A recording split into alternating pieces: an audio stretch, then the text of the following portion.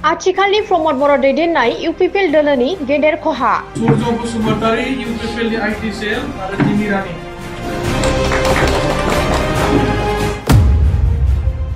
BTR सरकारखौ दुखु मोननानै UPPL दोलोनि आईटी सेलनि मावथिया बीपीएफ दोलोआव हाबो। माने दैनि जेंना बायदिसिना बेखौ जोङो बे सरकाराव इउपिपिएल सरकाराव सुफुंना होगोन होननानै जों सानदोंमोन, नाथाय बेयो जाफुङासै। इउपिपिएल दोलोखौ नागारनानै सूर्य बसुमतारीया हाग्रामा महिलारि दैदेननाय बीपीएफ दोलोखौ मोजां मोननानै जयनिं जायो।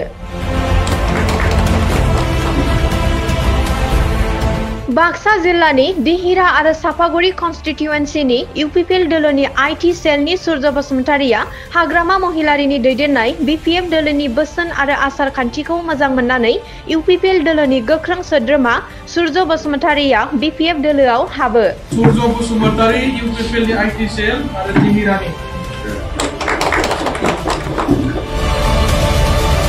फैबाय थानाय जितु बिटिसि इलेक्शन, बे इलेक्शनाव बीपीएफआ माने फुल मेजरिटी लानानै देरहानानै थांगासिनो दं, जेराव रायजो राजाफोरा बांसिन बीपीएफखौनो अनसायनाय मोनदों।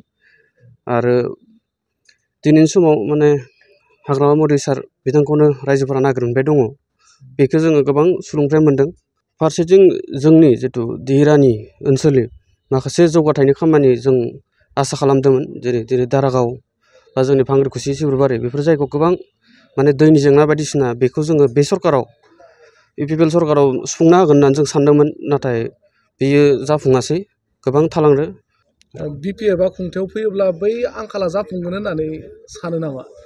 जाफुंगोन होननानै जों सानो, मानो होनबा बीपीएफआ बेखौनो जोंनो दा कमिटमेन्ट माबा होदों, जोंनि ओनसोलाव जौगानायखौ लाबोगोन होननानै बे बाथ्राखौ जोंनो माने फोरमायदों आरो जों फोथायनाय दङ।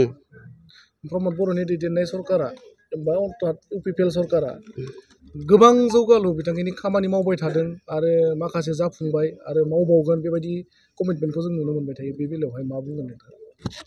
बे बेलायाव जोङो फोथायनायखौ गोब्राब मोनबाय।